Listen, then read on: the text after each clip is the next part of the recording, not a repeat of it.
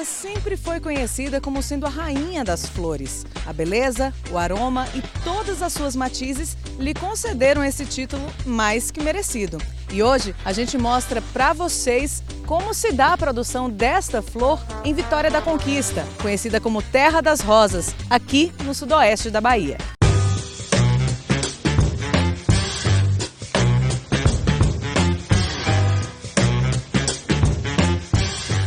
Depois de alguns anos em que a produção de flores ficou esquecida na região, Vitória da Conquista voltou a ser lembrada pela alcunha que marca seu hino.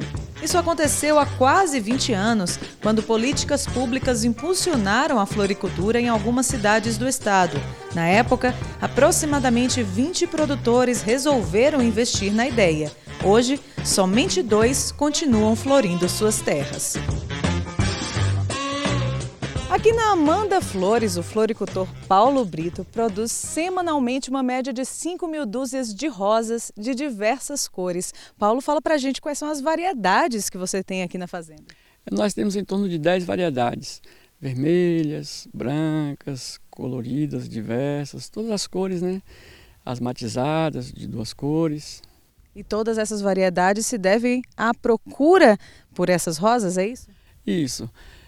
Tem épocas que uma cor é mais procurada. Já teve época em que a procura era de 70% das rosas vermelhas. Depois passou esse percentual de 70% para as brancas. Hoje já mudou, já está nas coloridas, as rosas claras, que está sendo bem procuradas. Então a demanda entre elas muda também a produção. Isso que é difícil, né? Tem que mudar a produção e não é tão rápido, né? Para que a gente possa mudar.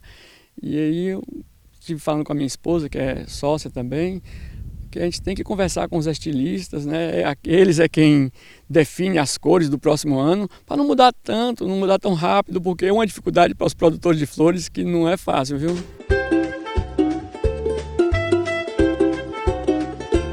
Não é fácil. A demanda de mercado exige adaptações rápidas, então aquela cor que faz sucesso no momento pode não ser a mais procurada no ano seguinte e acaba se perdendo.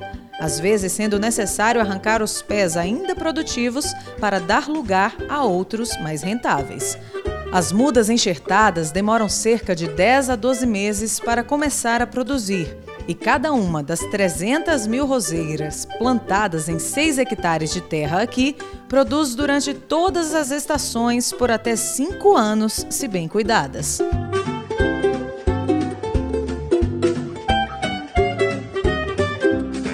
Como toda produção, a água é a necessidade principal. Por isso mesmo, diariamente as rosas são irrigadas. Em dias mais frescos, por 30 minutos. Nos dias mais quentes, por alguns minutos a mais. Não é isso, Paulo? Como é que se dá esse processo de irrigação aqui na sua produção? Isso, essa é a atividade básica mais importante do plantio de um roseiral. Nós temos que molhar todos os dias, porque as raízes do roseiral elas são pouco profundas, em torno de 20 centímetros, e aí nós temos que molhar todos os dias por esse fato. Mas nos dias mais secos, temos que aumentar o consumo da água para que a gente aumente aí uns 30% a 40% da molhação. E como nós tivemos na história de Conquista, nos últimos anos, o ano mais seco da história dos últimos 100 anos, eu fiquei amedrontado porque a nossa água não é muito abundante, né? Na nossa região não temos tanta água assim. E a primeira coisa que eu pensei foi retirar alguns pés de rosas, né, para que eu pudesse aumentar a molhação dos outros que ficasse. E assim que eu arranquei alguns pés fiquei muito triste porque diminui o número de funcionários, diminui a receita. Eu procurei uma outra maneira que foi colocar uma malha, né, que está logo aqui ao lado, essa malha para que nós pudéssemos molhar com 20% de água a menos. Além dessa malha, fazer uma fotossíntese nas plantas com mais rapidez, com mais eficiência.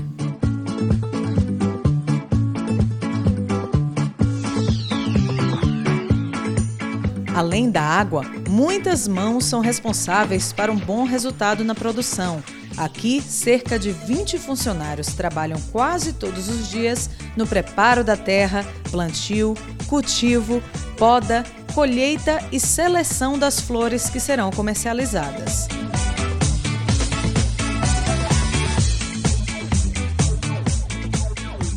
comum de se ver nas rosas antes de serem vendidas é essa redinha protetora. Ela é colocada em cada botão alguns dias antes da colheita. Isso não deixa a flor desabrochar antes da hora, garantindo um produto mais bonito e durável na mão do consumidor.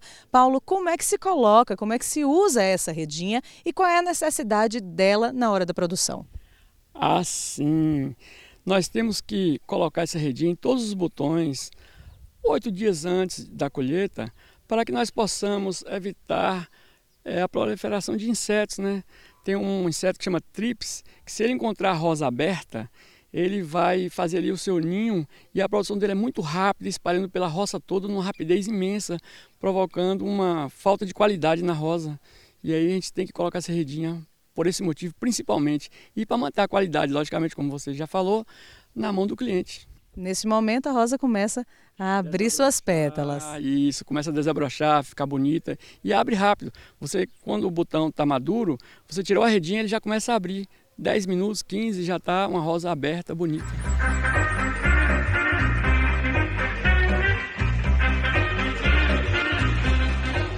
A colheita dos botões que estão suficientemente maduros é feita 3 vezes por semana, exceto a rosa amarela, que por ser mais sensível que as outras, perecendo rapidamente, é colhida todos os dias.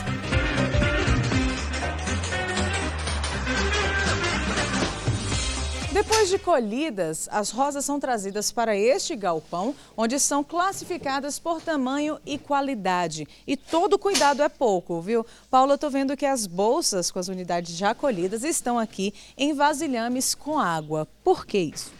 Isso é o cuidado que a gente precisa ter, porque as rosas são bastante sensíveis, principalmente após o corte.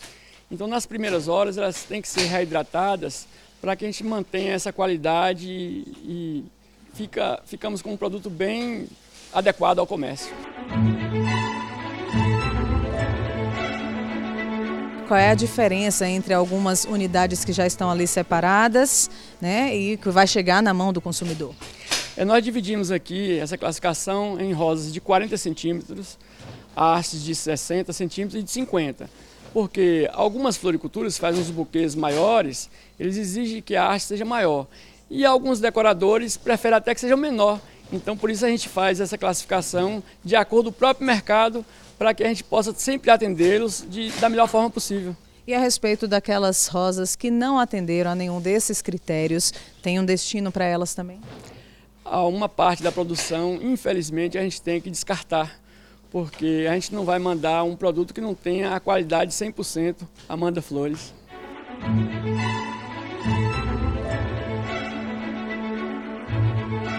Quando já estão embaladas, as rosas que não serão vendidas no mesmo dia precisam ser armazenadas em um ambiente resfriado, mantendo assim condições favoráveis para que elas tenham uma duração maior. A vida útil das flores colhidas é de 15 a 20 dias, a depender do cuidado que se tem no manuseio e manutenção das peças. Por isso, o máximo de tempo que elas devem ficar na câmara fria é 1 semana, dando ao menos 8 dias para o cliente final usufruir de sua beleza. A não ser que elas sejam utilizadas para decoração de festas, quando normalmente se preferem unidades maiores e, portanto, com mais tempo de maturação. Quando a gente vê o resultado final, já aqui na floricultura, é difícil imaginar todo o trabalho que deu para que essas rosas pudessem colorir e perfumar a vida de alguém.